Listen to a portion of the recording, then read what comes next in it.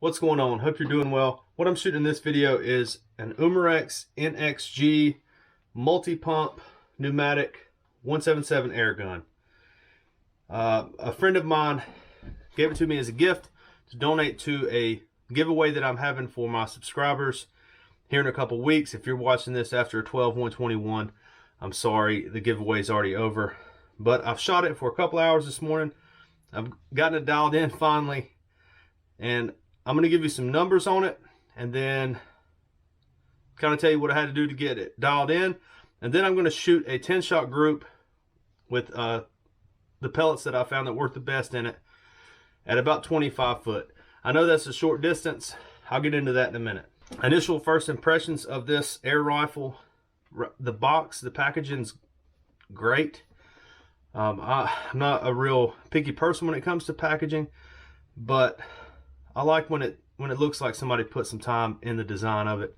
It looks like it could withstand some abuse through shipping, and then I didn't have to cut it apart with power tools. So I like that. The owner's manual was actually decent to look at. I'm becoming a fan of Umarex air guns. In the manual it says minimum 2, maximum 10 pumps. So that's what the numbers are going to be here in a minute. Some pros right out of the box is I really like the stock. I wish that Daisy 880s had this. I've honestly thought about taking this apart already, but this is not mine. I kind of want one for myself now, but it looks to be the same design close to a Daisy 880. I wish Daisy 880 had these stocks. It's an awesome design. The stocks, the ergonomics of it, it's fantastic. It feels pretty rigid. The pump, it's easy to pump. I like the sights on it. I like the open sights on it. They're decent. Yeah, and it's fairly accurate. We'll get into that in a minute. Some cons. The trigger. I measured it 3 different times, and it was, the first one was 6 pound 3 ounce. The second one was 5 pound 8 ounce, and the third was 6 pound 1 ounce. So let's just say it has a 6 pound trigger pull.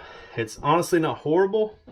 It's got a weird safety right in front of it that kind of lets you know if it's on safe or not really easily. That's kind of, I like that okay. I'm not a big fan of automatic safeties, but this one doesn't offend me. It's easy to tell if it's on safe or not. It automatically goes on safe as soon as you start pumping it. The pump arm actually hits the safety. So that's a decent design. If you have a young shooter, the length of pull of this stock is 14 inches from the trigger blade to the back of the stock. So if you're buying this for a young shooter, it needs to be a pretty good sized kid. Cons would be trigger, and then this rail system. It's horrible. That's about all I can say about that. I couldn't get any scope rings to work on it. It's useless. Horrible design. They really missed the mark on that. I don't know why you would do that. They could have just put a plastic pick rail on there just as easy, and it would have worked great. But that's the big downfall of this gun, is this plastic rail. It's horrible. Yeah. And another big con for me is it comes right out of the box just way over lubricated. I shot this probably 50 times and was not getting any groups, and was getting oil spraying out of the end of the barrel. And so what I did, I just started pushing dry patches down through the crown end. I know that's not optimal, but that's what I have to do when I don't take a gun completely apart like this, and I didn't want to because I'm giving it away. So I just started pushing clean patches down through the crown carefully, and then I would push 2 or 3, and then I would dry fire it maybe 10 times, push some more oil out, do that. I did that probably 4 or 5 times, and it finally stopped spraying oil. I shot it about 50 more times to get it zeroed, and it's actually turned into a pretty accurate gun open sights. That's pros and cons, and the trigger pull. This is for you tropical dudes. The weather today is 39 degrees, and I'm dealing with about a 9-mile-an-hour wind when it gusts. So a little bit of wind, but at 25 foot, that's not going to make a big difference. Crony numbers. This is with SIG 0 8.18. These are a hollow point style pellet. One of my favorites. The head size is around 4.49 on average for these SIGs.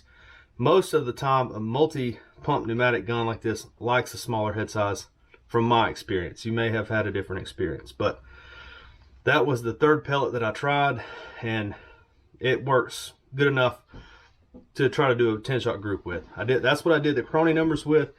With the Crony setup, I made sure that it was level. I made sure every shot was the same distance from the chronograph, probably about 5 inches, and I shot it off of my rest also, so it was the same each time. At 2 pumps, this thing did 359 feet per second, which is 2.34 FPE, which is not bad for 2 pumps, especially how easy it is to pump.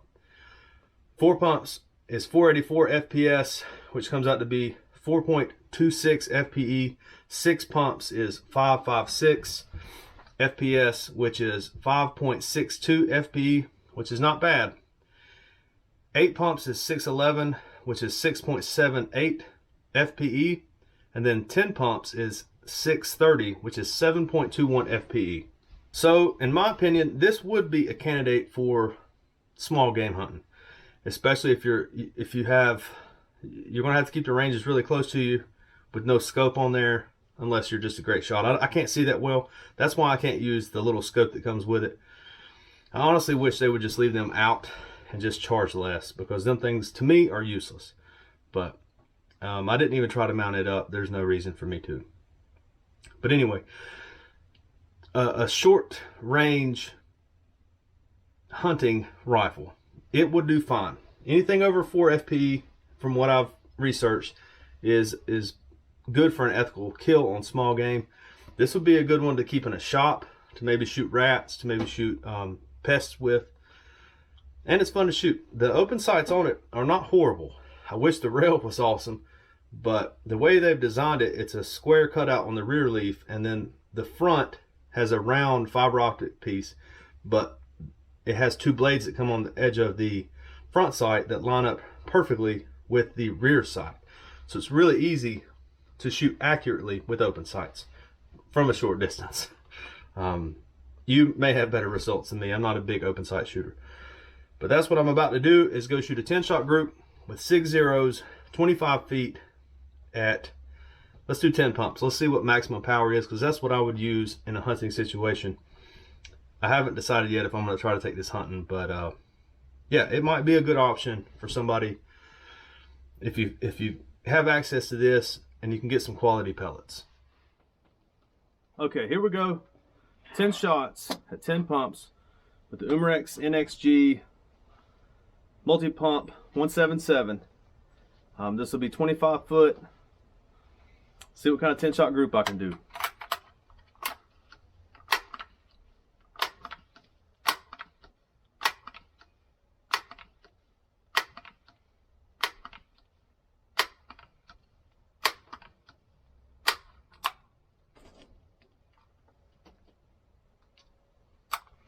It is really easy to load. I do like that.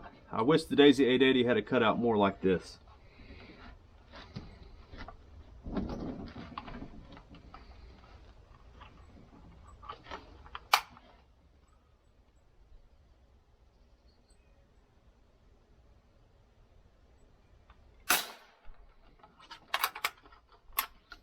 It is really loud to pump. It's the way the safety in this pump arm hits, I don't think you could get a second shot if you missed, like I did the other day with the Daisy 880 on a squirrel.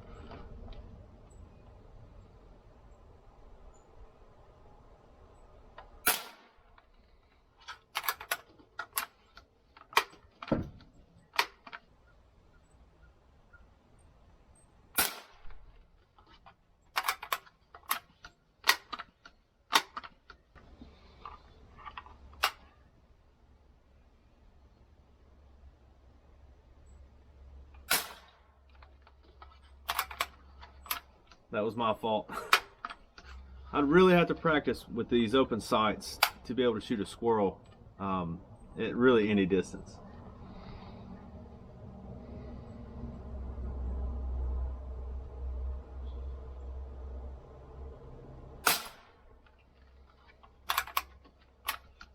I do like the safety. I'll have to admit, that's a good design. Just pushing it forward like that.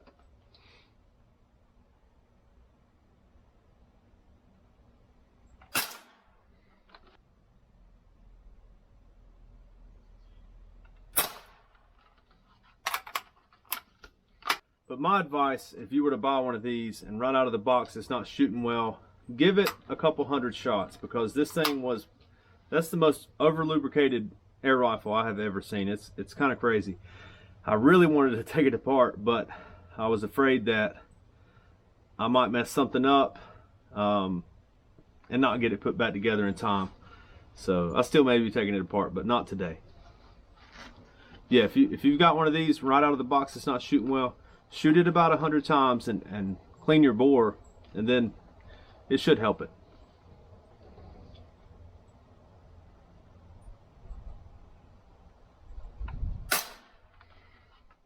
I do really enjoy loading it though. It's a lot better designed than the Crossman 1000 and the 880.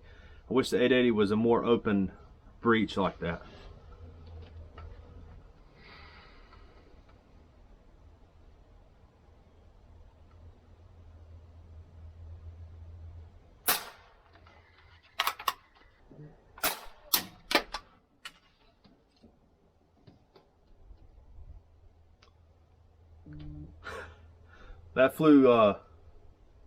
That flew straight back and hit the door right here. So that's 10 shots. I'm gonna go grab that target and measure that group up. So that's a 1.5 inch 10 shot group at 25 feet, which is, you could hunt if you had a range like that. If you had, I could probably practice with it and get good out to about 10 yards with it, which sounds close. But if you're actually small game hunting with something like this, you're going to have to try a little harder than you would with a $3,000 PCP or a rimfire, or even a little bit higher end Springer or something like that. But this is an option, and I think it would be a good one. If I tweaked on the sights a little bit more, this would be a good option as for something to keep in your shop, or like the workshop I have here. If I was able to keep it, that's what I would be doing with it. I would probably mount like a flashlight or something on the end of it. But yeah, I like it. I enjoy the ergonomics. If it was mine, if I was keeping it, I would probably take it apart and figure out a way to mount a rail to that. Just a generic Picatinny rail, maybe even drill it out and tap it. But the way it is, the way I'm giving it away is going to be like this, factory. And I'm just going to include a brand new 10 of these pellets, because of the ones that I've tested, these do the best. They do pretty good in all guns, so all air guns. So I hope you enjoyed the video. If you're a subscriber, welcome back. I appreciate you watching. If you're not a subscriber and you enjoyed the content, please consider hitting that subscribe button. I hope you enjoyed the video. Hope you guys have a good day. I'll see you later.